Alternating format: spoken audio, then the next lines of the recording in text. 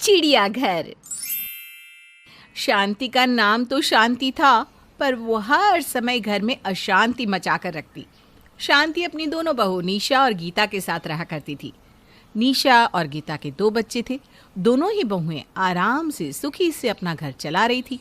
ऐसे ही एक दिन शांति देखती है कि उसकी दोनों बहुओं के बीच में काफी समय से कोई लड़ाई नहीं हुई और कुछ दिनों से आपस में बहुत प्यार भी बना हुआ है। घर का हर समय सन्नाटा अब शांति को कैसे पसंद आता। और एक दिन अपनी दोनों बहुओं के बीच में वो लड़ाई करवा ही देती है। गीता बहू, निशा बहू को मैंने कहा था कि मेरे थोड़े पैर दबा दे और सर भी, पर बहू ने कहा कि यह काम तेरा है। अब वो तो मेरे पैर सर दबा नहीं देती। मुझ बुढ़िया का तू ही आसरा है। अगर तू ना हो तो पता नहीं मेरा क्या होगा। कोई बात नहीं माँ जी, अगर दीदी ने आपके पैर नहीं दबाए तो मैं हूँ ना, मैं हमेशा की तरह आपका सर भी दबा दूंगी और पैर भी, और आपको आपकी दवाई भी दे दूंगी। हाँ, बस थोड़ी देर रुकिए, मैं पहले अपने थोड़े से ये काम खत्म कर लूँ, उसके बाद खाना बनाकर आपके पैर दबा देती हूँ। ठीक है बहू, एक तू ही तो है जिसे मेरी और घर की परवाह है। बड़ी बहू से तो कुछ भी कहना बेकार है। गीता खाना बनाकर सबको खिला देती है और सोने से पहले अपनी सास के पैर भी दबा देती है। इन सब कामों में गीता इतनी ज़्यादा थक जाती है कि वो रात के बर्तन नहीं धो पाती और ना ही अपनी जेठानी को बता पाती है। अगली सुबह निशा जब रसोई में जाती है तो गंदे बर्तन देखकर खुद ही धोने लगती है। तभी वहाँ शांति आकर कहती है, रात में छोटी बहू अपने घर वालों से बातें करके टाइम पास कर रही थी, पर मैंने जब कहा कि बहू रात के बर्तन धो ले, बड़ी बहू की तबीयत कुछ ठीक नहीं, तो मुझसे कहने लगी मैं कोई नौकरानी थोड़ी ना हूँ जो घर के सारे काम करूँ। देख, सारे बर्तन तेरे ऊपर छोड़ दिए। एक तू है जो उसे पूरे दिन घर के किसी भी काम को छूने नहीं देती, और एक उसे देख ले। अपनी सास की ये बात सुनकर निशा को बहुत गुस्सा आता है और वो बर्तन छोड़ देती है। कुछ देर बाद जब गीता रसोई में जाती है और रात के बर्तन अब तक वैसा का वैसा सिंक में देखती है तो अपनी जेठानी से कहती है, दीदी आपने अब तक रात के बर्तन साफ नहीं किए। रात के बर्तन रात में ही धो लेने चाहिए, और अब तो बच्चों का स्कूल जाने का समय भी हो चुका है। जेठ जी और आपके देवर भी ऑफिस के लिए तैयार हो रहे हैं। अब तक खाना भी नहीं बना, अब सब कुछ मैं ही करूँ क्या? लगता है सुबह का काम भी अब मुझे ही करना पड़ेगा। अरे खाना नहीं बनाया, कम से कम बर्तन तो साफ कर देती। गीता, अगर तुम घर की नौकरानी नहीं हो तो मैं भी घर की नौकरानी नहीं हूँ। पूरा दिन घर का काम करती हूँ, तब जाकर तुम रात को काम करती हो। तुम्हें नहीं लगता कि रात के बर्तन तुम्हें खुद धो लेने चाहिए थे? वैसे भी ये तुम्हारा काम है, मेरा नहीं। दीदी, अगर आपने काम की बात कर ही दी है तो क्या आपको नहीं लगता कि अगर मैं माँ जी के हाथ पर रोज दबाती हूँ तो महीने में एक दिन आपको भी माँ जी की सेवा कर लेनी चाहिए? मैं बिजी थी इसलिए बर्तन नहीं धो सकी, और अगर आप एक दिन मेरे हिस्से का काम कर भी दोगी तो क्या हो जाता?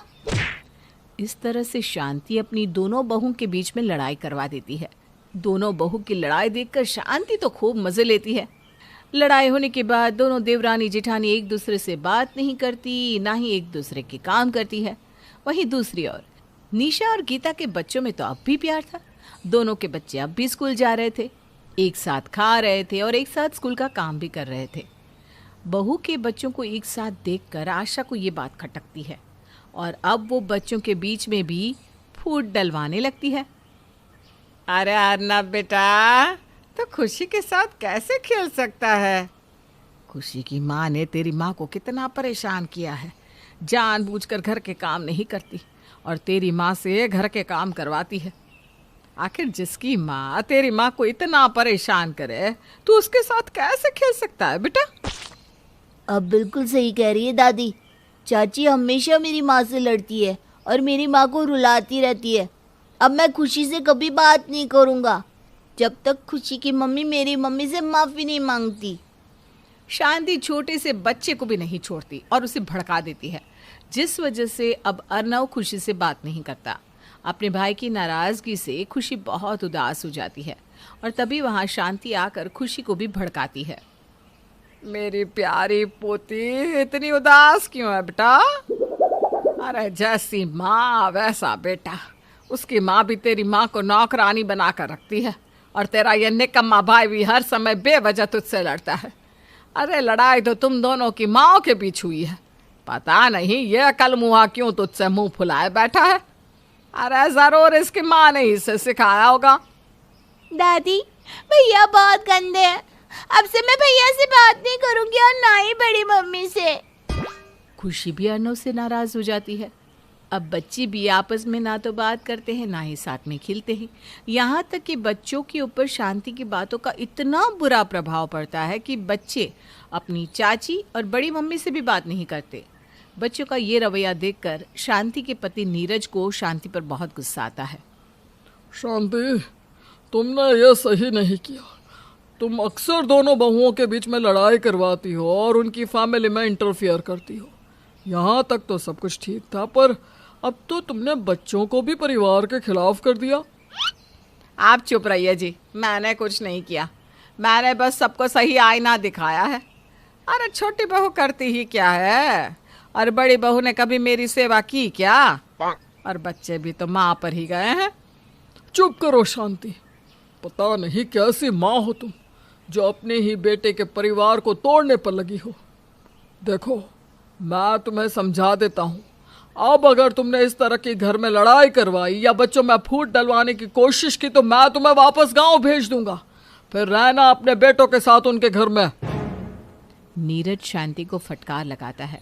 पति की फटकार खाने के बाद शांति कुछ दिनों तक तो शांत हो जाती है और नीरज अपनी दोनों बहुओं के बीच का क्लेश खत्म कर देता है। बहुओं, तुम दोनों ही बहुत अच्छी हो। अरे किस्मत वालों को ऐसी बहू मिलती है।